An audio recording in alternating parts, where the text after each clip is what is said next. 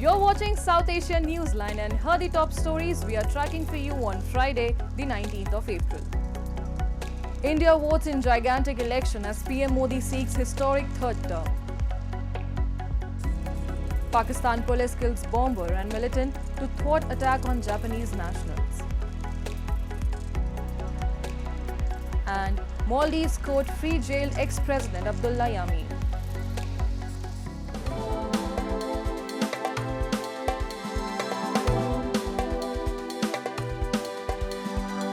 And now for all the details. From bustling polling stations to promises of change, India began voting in a gigantic election on Friday in which the Prime Minister is seeking a historic term in office. Spread over 7 phases, the vote pits PM Modi's BJP against an alliance of 24 opposition parties.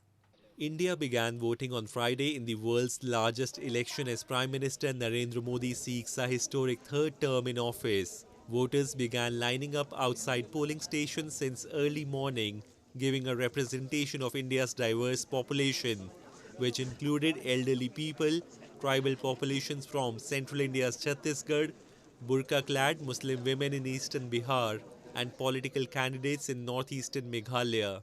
Indian film stars and record holders also showed up to cast their ballot. In the first phase, which is the largest of the 7 phases, millions of voters in 102 constituencies across 21 states and territories exercised their franchise, including those in Tamil Nadu in the south, Arunachal Pradesh on the Himalayan frontier with China, and the most populous Uttar Pradesh in the north. वही main मुद्दा तो महंगाई का है और जो बच्चों के बेरोजगारी का है, शिक्षा का है, स्वास्थ्य का है, इन मुद्दों के ऊपर में हम लोगों ने वोट दिया है इस बार और हम चाहते हैं कि एक ऐसा प्रतिनिधि हमारा चुन के दिल्ली में जाए जो हमारे यहाँ के बस्तर क्षेत्र के लिए विशेषकर काम करे और उसके लिए जो भी चेहरा सही है हमने उनको वोट दिया है. The vote pits Prime Minister Narendra Modi's Bharatiya Janata Party against an alliance of 24 opposition parties, which are challenging him with promises of increased affirmative action, more handouts, and what they say is the need to save democratic institutions from his party. However, the opposition bloc, the Indie Alliance, has struggled to forge unity among its members. While there are concerns about unemployment, inflation and rural distress in the world's fastest growing major economy, surveys suggest the BJP will easily win a majority.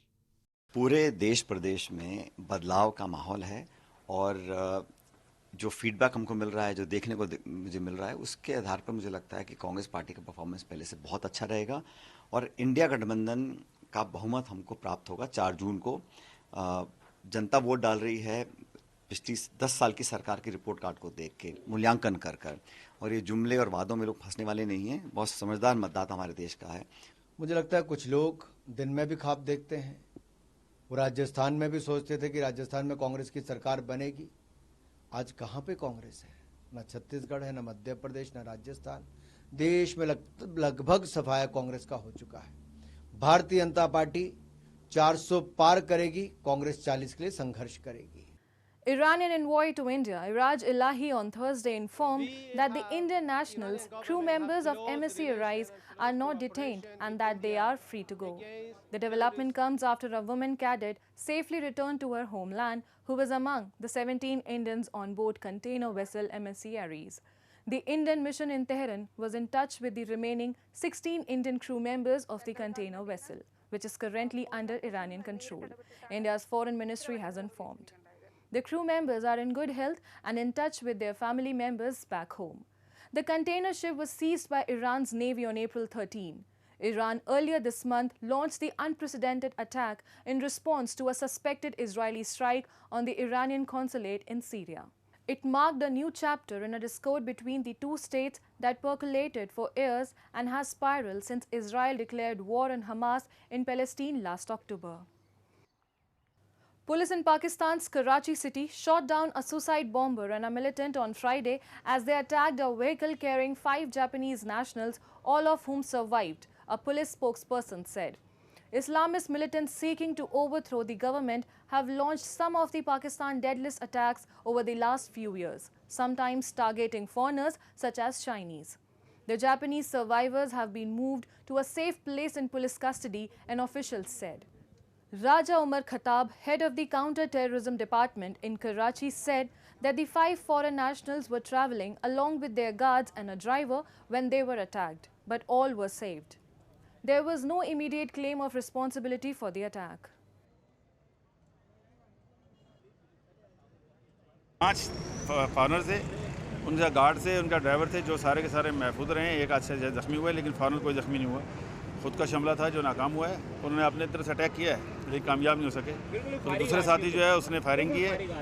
इसी दौरान police ने intercept किया और उसको भी मार दिया, जो उनका दूसरा साथी था। Moving on.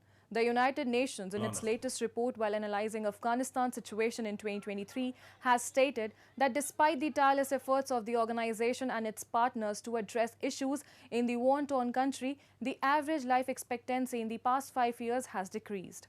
The year 2024 is described as highly challenging for the people of Afghanistan, encompassing deep levels of need and emergency poverty levels. The UN report states that Afghans cite access to food as their most essential need. Millions who are unable to afford or produce basic sustenance face hunger and malnutrition. The organization emphasized under Taliban's rule the urgency of upholding human rights principle in Afghanistan and stressed the importance of remaining committed to human rights, gender equality and women's empowerment in 2024. And in a major relief to former Moldavian President Abdullah Yamin, the Maldives High Court on Thursday overturned his conviction for 11 years of prison for money laundering and bribing. This comes days before Maldives goes for its 4th multi-party parliamentary elections. The former president had not been able to stand in a presidential elections last year due to his conviction. He had supported the opposition coalition's candidate Mohammad Muizu but had fallen out with him soon after the latter's victory in the elections. After Muizu became president, Yamin had been brought out of prison and into house arrest. He had become increasingly embittered publicly that the government had not done enough to ensure his release. Former President Abdullah Yamin's government was perceived to be aligned with China, while his relationship with India, the regional power, was strained. He lost his bid for re-election in the 2018 presidential elections after the Ibrahim Mohammad Soli of the MDP-led coalition achieved a surprise victory. Sri Lanka this coming Sunday will mark the 5th anniversary of the deadly blast that rocked the nation on Easter Day in 2019. The blast, claimed by militant group Islamic State, targeted 3 churches and 3 luxury hotels, killing more than 260 people, including dozens of foreigners, shocking the country and shattering a decade of relative peace after the end of a 25-year civil war. The blast, claimed by militant group Islamic State, targeted 3 churches and 3 luxury hotels, killing more than 260 people, including dozens of foreigners, shocking the country and shattering a decade of relative peace after the end of a 25-year civil war. Ahead of the bombing anniversary, Cardinal Malcolm Ranjit has also reiterated that Catholic devotees who were killed in the deadly bombing would be honored as heroes of faiths. The victims came for the Sunday Mass and the Easter celebrations. They never expected to be killed. This was an unfortunate incident. We are now going to declare those who were killed in the churches as heroes of the faith, local media quoted him as saying. He added, the church has started collecting signatures to send an application to the Vatican for the process. From root bridges to caves and dazzling rivers, India's Meghalaya is an absolute delight to the senses. And with most parts of India sweltering at temperatures nearly 40 degrees, parts of Meghalaya are offering a refreshing time to tourists who are thronging in large numbers amid the summers. One of the main attractions for the tourists is track to the double-decker root bridge in Nongriat. Nestled in the East Khasi Hills, Nongriat is a village known for its unique cultural closeness and bioengineering wonders such as the root bridge, accessible only by foot. few years में India में tourism बहुत बढ़ गया है, so to appreciate the beauty of India Meghalaya का बहुत सुना था, तो ये double decker bridge it's really wonderful natural जो ये चीज़ बनाया गया है, it's worth like to good. No, I can't even imagine how people many centuries ago, because I heard that it's like more than 7 centuries, there are all these root bridges, how they were built. So incredible experience, very beautiful, and The nature is amazing. That's all in tonight's edition. We'll see you same time next week. Have a great weekend. Good night.